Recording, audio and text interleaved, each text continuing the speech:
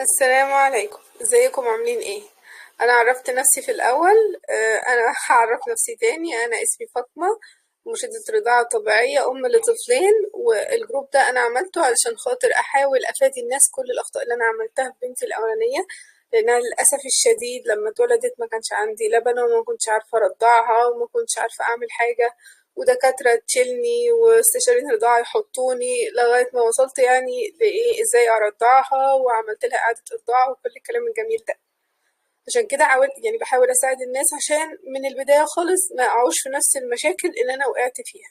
خلينا النهاردة كده نتكلم عن إعادة الإرضاع بعد إدخال الببرونة. معلش لو صوتي غريب شوية لأن أنا عندي دور كده احتقان في الزور، فبعتذر لكم لو صوتي يعني مش واضح أو مش مسموع. خلينا نبدأ في البداية خالص. آه، عن الموضوع بشكل عام. يعني لازم نقول شوية معلومات الأول كده عشان نفهم الدنيا بتمشي ازاي. أولا الأم بيتكون عندها لبن اسمه لبن السرسوب من وهي لسه حامل، سبحان الله. من الشهر الثامن بيكون عندها لبن اسمه لبن السرسوب، والاسم العلمي بتاعه اسمه اللبن. اللبن ده بيبقى يكون متكون عندها من بدري. ليه بنتكلم في الموضوع ده؟ عشان في ناس هتيجي تقولك اصل يعني اول 3 ايام ما بيبقاش فيه لبن، هل انا المفروض ادخل لبن صناعي في الوقت ده؟ هقول لها لا، اللبن ده بيبقى موجود ومتخزن في الثدي اساسا من الشهر الثامن من الحمل. اول ما الطفل بيتولد بيلاقيه، حاجة مش بتنزل بعد كده، هي موجودة اصلا. بعد كده بعد من 3 ل5 ايام بيبدأ ينزل اللبن. اللبن بيبقى ليه مراحل، يعني بيبقى فيه تدريج. اللبن الأولاني خالص اللي هو بيبقى تقيل قوي ولونه أصفر زي اللي موجود في الصورة في الأول على الشمال خالص، اللي هو ده اللبن اللي بيبقى في الأول. بعد كده بيبدأ اللبن الأصفر ده الغامق ده أصلا بيبقى نقط، يعني حتى مش بيبقى الكمية اللي في الببرونة دي الكمية دي يعني ممكن تبقى حصيلة كذا يوم أصلا، يعني مش حتى يوم واحد، عشان ما نفتكرش إن دي الكمية اللي بتطلع، لأ احنا بنتكلم عن اللون. فالكمية دي فاللون فاللبن ده أقصد بيبقى أول فترة هو بيبقى لونه كده أصفر غامق ودسم قوي. لو شفطتيه أو عصرتيه بإيدك هو ما بيتشفطش، ما بيطلعش بسهولة، بيتعصر ممكن، بيبقى نقط تقيلة قوي ودسمة. بعدها اللبن بيبدأ يفتح بالتدريج كده لغاية ما يوصل لمرحلة لبن اسمها اللبن الانتقالي، اللي هي ممكن تبقى دي مثلا اللبن اللي بيبقى ما بين الأبيض وما بين الأصفر، وده بينزل في النص كده. برضه لبن مغذي بس بيبقى شفاف شوية عن اللبن الأولاني وشفاف عن اللبن الأبيض، وبعد كده ينزل اللبن الأبيض العادي. المراحل دي كلها جميلة وخلقة ربنا ومغذية جدا للطفل، وأنا مش محتاج غيرها، وهي دي كافية ومفيدة جدا للطفل إن هو ياخدها. اللبن بينزل إمتى؟ بينزل من 3 ل7 أيام. في أمهات بينزل بعد تالت يوم، وفي أمهات بينزل بعد 7 يوم عادي. الطفل، نمو الطفل، امتى اقول ابني بيشبع ولا ما بيشبعش؟ عشان دي برضو ايه، يعني قصة ناس كتير بتتكلم فيها، فلازم احنا كمان ناخد بالنا منها. الطفل الصغير اللي لسه مولود بينزل من وزنه 7% من وزنه خلال أول أسبوع. خلال أول أسبوع بينزل 7% من وزنه، بعد كده بيرد وزنه تاني من 750 جرام لكيلو في الشهر. بمعنى ان انا اول اسبوع هلاقي الطفل نزل 7%، ده طبيعي وحاجة ما تقلقنيش، والمفروض ما تقلقش الدكتور كمان لو دكتور بيفهم يعني. بعد ما ينقص ال7% بيزيد من 750 جرام لكيلو في الشهر. فانا بعد اسبوع ما اقدرش اقول اصل ابني جعان، اصل ابني بينزل في الوزن، لا، هو الطبيعي انه ينزل في الوزن ويردهم تاني اصلا، بس انا مش هشوف الرد ده غير بعد اسبوع كمان عشان اقدر احدد يوم كمان ايه هيردهم، فيرجع يبقى وزنه اللي اتولد بيه. هو كده حلو قوي، ده نزل 7% ورجع تاني، ده هو كده زي الفل. فأنا مقياس الطفل شبعان ولا جعان هو وزنه. أوزنه بعد أسبوعين من الولادة لو أنا عندي هس مش متأكدة هو بيشبع ولا لأ، عشان أشوف هو بيشبع ولا لأ. أسباب بكاء الطفل، عشان كلنا عندنا أقوال برضو مغلوطة إنه بيعيط عشان جعان. لا، مش بيعيط عشان جعان، مش لازم يبقى بيعيط عشان جعان. ممكن يبقى بيعيط عشان عايز يغير، ممكن يبقى بيعيط عشان عنده مغص وده السبب الشائع جدا، وعشان عنده ارتجاع وده سبب شائع أكتر. الأطفال كلها دلوقتي بتتولد بارتجاع بلا استثناء، يعني لما تلاقي وسط مثلا 5 أطفال تعرفيهم 3 عندهم ارتجاع أقل حاجة يعني. فالأسباب عياط الطفل دي كتيرة قوي. المغص ده لازم، ده طفل بيرضع لبن بس، بيخش له في معدته لبن بس، لازم هيجيله مغص، يعني ده طبيعي. المغص بديله أدوية المغص احنا هنتكلم عليها بعد كده برضو. يعني أدوية المغص هي المعروفة، يعني سايمسكون اللي هو المصري المعروف اللي كلنا عارفينه، والدنتينوكس برضو معروف، والجريب ووتر بس ده بيجي من بره الناس بتستخدمه. هي قد ايه الطفل من التلاتة دول كل حاجة مختلفة. أنا بالنسبة لي بفضل السايمسكون، هو أرخصهم أصلا، بس هو يعني ايه طريقة إن انت تدي للطفل أسهل حاجة، عشان هو بقطارة، فسهل إن انت تديهوله. الدنتينوكس تقيل كده وجرعته كبيرة 2 سنتي ونص، فتحسي إن الطفل بيقعد يبلع فيه كده ويبذل مجهود لإنه تقيل، فأنا بفضل السايمسكون. الارتجاع، أنا ليه بتكلم عن الارتجاع؟ عشان في أطفال كتير قوي عندها ارتجاع، بس الناس مش عارفة إن عندها ارتجاع، عندها ارتجاع صامت مش ارتجاع ظاهر. الارتجاع الصامت مش بيرجع، فأنا مش عارفة إن هو عنده ارتجاع، إنما الارتجاع العادي هو بيرجع، فخلاص أنا واخدة بالي إنه عنده ارتجاع. الارتجاع الصامت علاماته ايه؟ طفل يعمل زي الطفل ده كده، يقوص نفسه وهو بيرضع، يقعد يتلفت يمين وشمال، ممكن يرفض الرضاعة خالص، سواء من ببرونة أو من الثدي، والثدي بيبقى الأول. بيبلع في أوقات غير ميعاد الرضاعة. أكتر نومة بتريحه هي النومة على الكتف الأم، يعني نومه وهو واقف مرفوع، ما بيحبش ينام على السرير سطح مستوي، عشان برضو السوائل بتاعة المعدة بتطلع في بقه.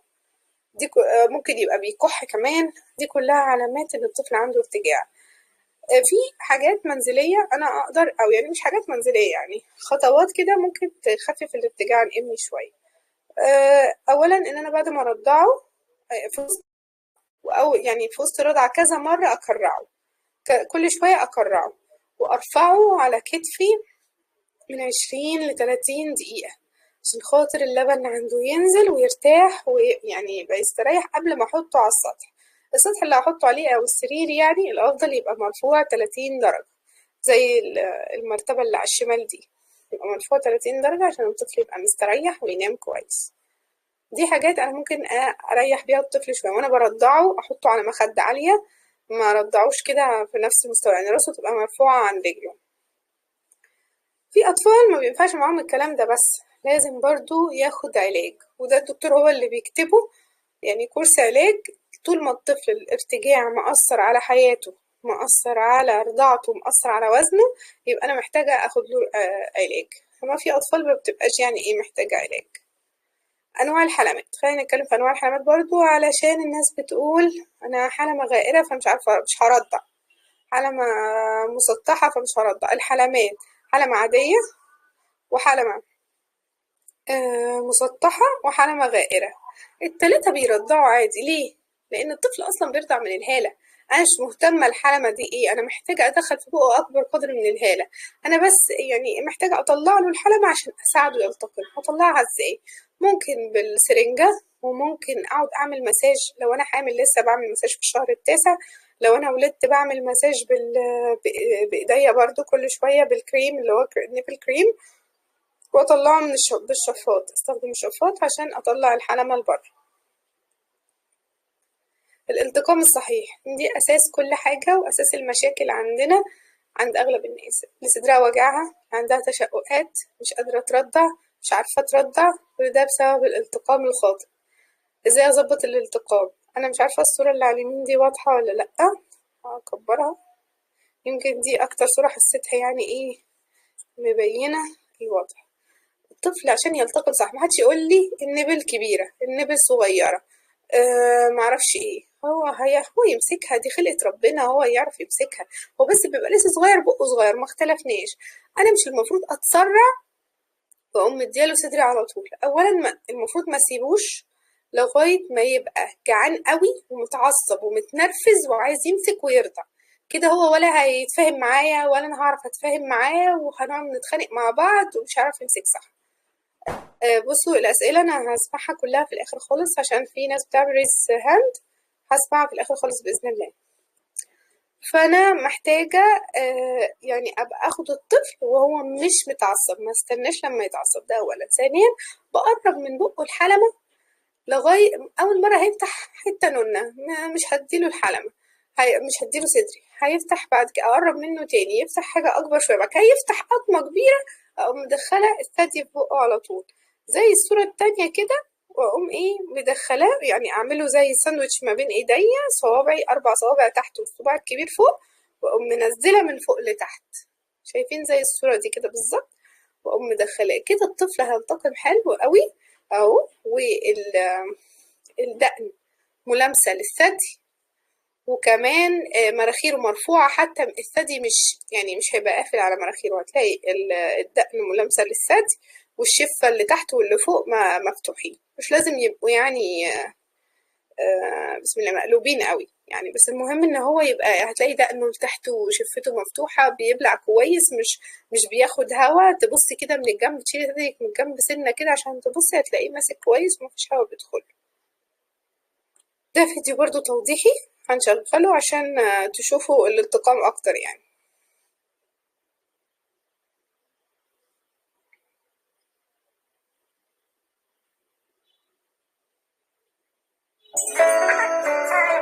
قبل ما تبتدي الرضاعة ضروري تقعدي مستريحة عشان تعرفي ترضعي وطفلك يفضي صدرك. كل ما صدرك هيفضى لبنك هيزيد.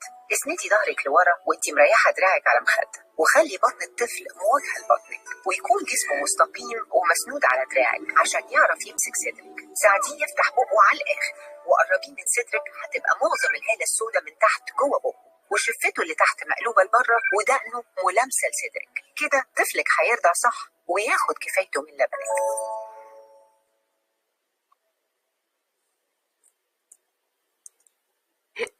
تمام، خلينا نكمل.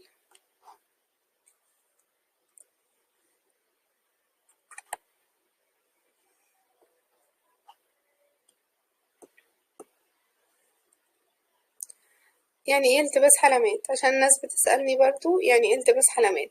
دلوقتي في طفل لسه مولود ما يعرفش اي حاجة، لسه بعلمه ازاي يرضع، ازاي يمسك الثدي، ازاي يعرف يرضع كويس ويفضي الثدي كويس، اجي ادخله حاجة غريبة عليه زي التتينة او الببرونة.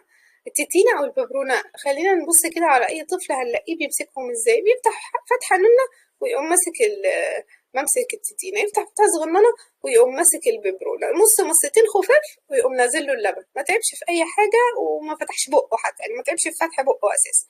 خلاص مش هيفتحولي تاني، امسكه صدري ازاي؟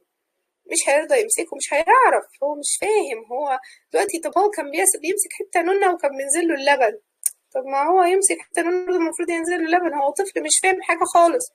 فانا ما ينفعش ادخل الحاجات دي خالص في اول مولد. الببرونة بتدخل بعد شهر تقريبا، لما الطفل يبقى متقن الرضاعة الطبيعية، يعني مدخلهاش وعندي مشاكل أصلا، لما أكون مرتاح الحالة ما فيهاش مشاكل، ما فيهاش تعوير، ما فيهاش حاجة، والطفل بيرضع معايا كويس الحمد لله، أدخله ببرون عادي ما فيش مشكلة. التتينة بعد 3 أسابيع برضو لما الطفل يبقى متقن الرضاعة الطبيعية، لأن التتينة بتأثر على فتحة الفم برضو، هو بيمسك فتحة صغننة، فخلي لو في أي مشاكل في الرضاعة، وحتى لو ما فيش الحاجات دي ما بتدخلش في بعد الولادة. أنا عن نفسي يعني أنا يعني الطفل الأولانية اللي حصل معاه المشاكل، تاني بيبي ما دخلتش أي حاجة من الحاجات دي، ولا تتينة ولا ببرونة الحمد لله. جيت بقى بعد كده بعد ما اتعلم الرضاعة وبقى كله تمام الحمد لله، احاول بقى اديله ببرونة عشان بس يتعود عليها، لو انا عايزة اعوده عليها، لو هنزل شغل، لو هروح مشاوير واسيبه مع حد، ممكن اديها له مرة في اليوم بعد شهر لما يبقى متقن الرضاعة الطبيعية، احط له فيها شوية لبن طبيعي واعوده عليها بس يبقى فاهمها، عشان خاطر ايه لو احتجت اسيبه مع حد او انا عايزة ادخل ببرونة. علامات الشبع والجوع عند الطفل. الطفل دلوقتي احنا اتفقنا ان مش كل عياط جوع. طب انا اعرف منين ان الطفل جعان ولا لا؟ اعرف من وزنه، واعرف من عدد الحفاضات البول اللي عامله فيها. محدش يقول لي اصله كان بيعمل ستول وبطل، الستول مش علامة خالص، اللي هو الستول مش علامة خالص لان الطفل جعان ولا شبعان. العلامة الوحيدة اللي قدامي وهي علامة مش دقيقة برضو هي اليورين او البول. اليورين لازم يعمل من 3 حفاضات مليانة ل5 حفاضات، وتكون لونها فاتح. لو لقيت اللون قالب على أصفر غامق قوي وأورنج، يبقى انا محتاجة اركز مع طفلي، لان هو كده لا قدر الله ممكن يدخل في جفاف. قلقانة قوي اروح اوزنه، لان الوزن هو مقياس الشبع والجوع. اتكلمنا في الوزن قبل كده، الطفل اول اسبوع بينزل 7% من وزنه، وبعد كده بيزيد من 750 جرام لكيلو في الشهر. فعلامة الشبع والجوع بالنسبة لي حفاضة والوزن.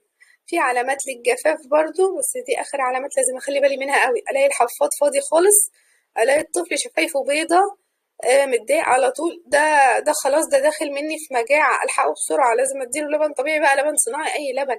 أصل إحنا مش بنقول نرضع طبيعي بس نموت العيال من الجوع، ما ينفعش الكلام ده. احنا عايزين نزود اللبن، هنزود اللبن، بس ما ينفعش طفل يبقى جعان واسيبه جعان. اديله رضعته وبعد كده ازود اللبن واسحب الصناعي تاني عادي، نسحب الصناعي عادي مفيش اي مشكلة.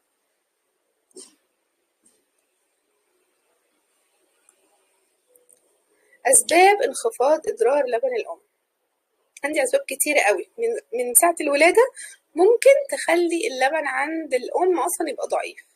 الالتقام الخاطئ، الطفل ما بيمسكش كويس من الاول، فماما تعبت وزهقت وادت ببرونة، خلاص لازم اللبن هيقل. دخلت ببرونة ودخلت له لبن صناعي فساب صدر ماما مبقاش يفضيه كل ساعتين ل3 ساعات، خلاص اللبن هيقل. حالة نفسية للأم، في أمهات بيحصل لها complications ساعة الولادة، القيصرية أو الطبيعي، الولادة ما مشيتش بسلاسة، الأم نفسيتها تعبت خلال الولادة، لبن يتأثر وما ينزلش كويس. الثدي ما بفضيهوش من كل ساعتين ل3. الطفل عندي راح الحضانة، حصل مشكلة وأنا نمت الفترة اللي هو في الحضانة وجالي اكتئاب وما فضيتش الثدي، خلاص مفيش لبن. الأم ما بتشربش كويس، ما بتاكلش كويس، طالعة من ولادة هفتانة، ما بتاكلش كويس، ما بتشربش سوائل كويسة، ما بتشربش مية لغاية ما تحس إنها هترجع، ده يسبب إن اللبن يقل. دي كلها حاجات أنا ممكن أتفاداها أو أحاول على قد ما أقدر أتفاداها عشان خاطر اللبن عندي ما يقلش. في حاجة تانية، في ناس المضاد الحيوي بيقلل لها اللبن. يعني أنا نفسي المشكلة من المشاكل اللي قابلتني من الولادة الأولانية إن أنا عشان الجرح طبعا بعد الولادة أخدت مضاد حيوي. أنا المضاد الحيوي مش بيقلل لي اللبن، بينشف لي اللبن. وده كلام أصلا يعني علميا لما هندور عليه هنلاقي إن الدراسات بتقول إن مش كل الناس بيحصل معاها كده، والأغلب ما بيحصلوش. تلاقي أي دكتور بتقولي له كده هيقولك لا اللبن ما بيقلش من المضاد الحيوي ولا حاجة. أنا بقولك لا، إن في ناس بيأثر على التجربة العملية بالنسبة لنا، في ناس المضاد الحيوي بيأثر على اللبن معاها. يعني أنا عندي احتقان في الزور وتعبانة جدا من ساعة المحاضرة اللي فاتت وأنا برضع زيكم، وعارفة لو أخدت طبعا الدور البرد بيقلل لي اللبن، بس لو أخدت مضاد حيوي عارفة إن اللبن هينشف تماما. أنا خلاص عرفت نفسي وعرفت كده، فبالتالي بحاول على قد ما أقدر أتفادى موضوع المضاد الحيوي. أول ما ولدت طبعا لازم عشان الجرح أخد مضاد حيوي سواء في المرة الأولى أو المرة التانية، وأنا عارفة إن المضاد الحيوي بيقلل لي اللبن، اضطريت أدخل شوية لبن صناعي بالسرنجة وبعدين سحبته تاني. يعني انا مش ضد اللبن الصناعي خالص، احنا بنتكلم بس دلوقتي ان احنا مش عايزين الطفل يسيب ثدي الام، لان طبعا اللبن الطبيعي اهم حاجة، ولكن انا مش هسيب الطفل جعان، ده اكيد. عشان كده بنتكلم ان احنا نحاول نتفادى اسباب انخفاض ادرار اللبن. بدائل الببرونة، عشان احنا بنقعد نقول بدائل الببرونة وبتاع، بدائل الببرونة السرنجة اهي اللي على اليمين دي، اهي دي طريقة السرنجة اللي انا عاملة عنها بوست، والناس بتقعد تقول الطفل بيشرق والطفل بيتعب. لا عادي، انت لو عملتي الطريقة دي مش هيحصل حاجة. وننقط بالراحة بالسرنجة، ما نديش دفعة مرة واحدة عشان طبعا هيشرق لو حصل كده. الكوباية في ناس بتستخدمها، السوفت كاب في استشاريين رضاعة بيتابعوا مع ناس بيستخدموها، والرايل. ليه بفضل الرايل بعد الشهرين؟ انا ليه كنت بقسمه الكورس اللي قبل الشهرين وبعد الشهرين؟ عشان نركز على موضوع الرايل اكتر في بعد الشهرين. بس بما اني غالبا الناس اللي هنا تعتبر من ده على ده، وبعد كده هخلي كورس واحد هنتكلم على موضوع الرايل برضه. لو انتي تحت الشهرين او الشهر الاسهل ليكي ان انتي تستخدمي السرنجة، لان الطفل لسه صغير وممكن يتعلم يرضع ويلتقم صح من غير ما نخش في قصة الرايل، فاستخدم السرنجة افضل واشفط، والنظام اللي احنا اتكلمنا فيه. انما الرايل لو انتي فوق الشهرين طفلك خلاص اتعود على الببرونة، فكه ضعف مش عارف يسحب خالص، فانا محتاجة اعمل له تقوية للفك. الرايل بيساعدني في ايه؟ الرايل ميزته في ايه اصلا؟ ان انا هحطه على الثدي. هو الاول بنبدأ على الصباع زي السرنجة، لما اجي انقله على الثدي الأول هنتكلم في إن إمتى أحطه على الصباع وإمتى أحطه على الثدي. أنا آسفة. لما يكون الطفل أصلا بيقبل صدري بس بياخد مصتين وينام، ده طفل هحط له الرايل على الثدي على طول. لو طفل أصلا ما بيقبلش صدري فأنا محتاجة أحط له الرايل على صباعي الأول، وأبدأ أعمل سكين تو سكين كتير جدا، تلامس جسدي مع الطفل، أديله صدري ما بين الرضاعات وهو شبعان، يعني بعرفه عليه، أعلمه التقام صح، يعني إيه، نتعرف كده على بعض لغاية ما يقبل ياخد صدري. أبدأ أركب له الرايل على صدري علشان خاطر يلاقي لبن فيتبسط ويكمل رضاعة. إنما لو طفل بياخد صدري ببدأ على طول بالرايل على صدري. ليه بستخدم الرايل بقى؟ ليه ميزته عن السرنجة زي ما كنا بنقول؟ عشان خاطر الرايل بيخلي الطفل يمسك الثدي، وبالتالي بيخليه هو يحفز، وبعدين أنا هشيل الرايل بعد ما يخلص رضاعة وأشفط، بحفز كمان مرة. أنا بحفز مرة والطفل بيرضع، حتى لو فكه ضعيف هو بيحفز بنسبة معينة، وارجع أحفز تاني بعد ما بالشفاط. الكلام ده كله بيخلي اللبن ينزل أسرع واللبن يزيد وكل الكلام الجميل ده. عشان كده بعد الشهرين أنا بفضل طريقة الرايل، وهي سهلة وهتتعودي عليها، مش صعبة زي ما الناس بتقول. بتشتري رايل واحد في اليوم، بيتنضف انك بتضخي مية بسرنجة في قلب الرايل وبعد كده تنطريها. وبيشتري من عند بتوع المستلزمات الطبية، بتحطي ناحية على الثدي بتلزقيها بلزق طبي، والناحية التانية بتحطيها في الببرونة. في فيديو موجود في الفهرس بتاع الجروب عن طريقة تركيب الرايل بالتفصيل، ده هتقدروا تشوفوا فيه ازاي الرايل بيتركب بالتفصيل الممل. ازاي ازود اللبن؟ جملة يعني بقى ايه كل الناس بتسأل فيها، سواء بقى انا برضع اصلا، مدخلة ببرونة مش مدخلة ببرونة، ايا كان الوضع بالنسبة لي. اول واهم حاجة التشفيط. ما تجيش تقولي لي اصل انا بعمل كل حاجة وباكل كويس وبشرب كويس بس مش فاضية اشفط. انسي بقى الكلام ده كله، مش هيجيب نتيجة من غير تشفيط. التشفيط مش أقل من 6 ل8 مرات في اليوم، لازم أشفط من 6 ل8 مرات في اليوم. أقل من كده ما تطلبيش نتيجة وما تدوريش على نتيجة. هتشفطي ازاي؟ هنيجي مثلا ايه، لو انا برضع وعايزه ازود اللبن، يعني اصلا طفل بيرضع وعايزه ازود اللبن وبيرضع كويس، بعد ما ارضعه هحط الشفاط جنبي هشفط. لو عندي شفاط سنجل او مانيوال او يعني اللي هو ناحيه واحده، اخليه 5 يمين 5 دقايق يمين و5 شمال وبعد كده 10 يمين وبعد كده 10 شمال. لو انا عندي شفاط مزدوج بحطه واشفط ال15 دقيقة. بنشتغل ازاي؟ بنعمل وضع تحفيز الاول، في فيديو ازاي اعمل تحفيز بالمانيوال، ووضع التحفيز بيبقى موجود في الشفاط الكهرباء عادي لمدة دقيقة دقيقتين. اللبن يبدأ ينزل نقط او ما ينزلش اصلا، ودقيقة دقيقتين واقلب على وضع التشفيط. المفروض مخليش الشفاط يوجع، وخلي السرعة بتاعته هادية عشان ما توجعش. الوجع بيقلل اللبن، انا مش عايزة اقلل اللبن، انا عايزة ازود اللبن بس.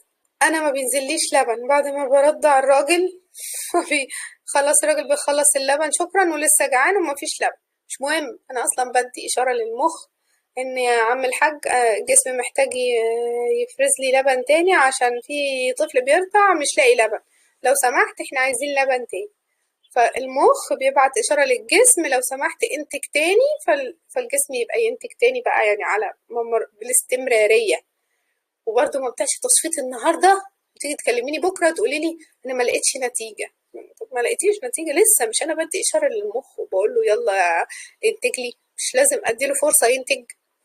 اخد مدرات اللبن، اصفي كده نيتي كده واحده وابقى جميله، اطلب من الناس اللي حواليا تدعمني، اللي مش عايز يدعمني ما اسمعوش اصلا، اشيله من حياتي.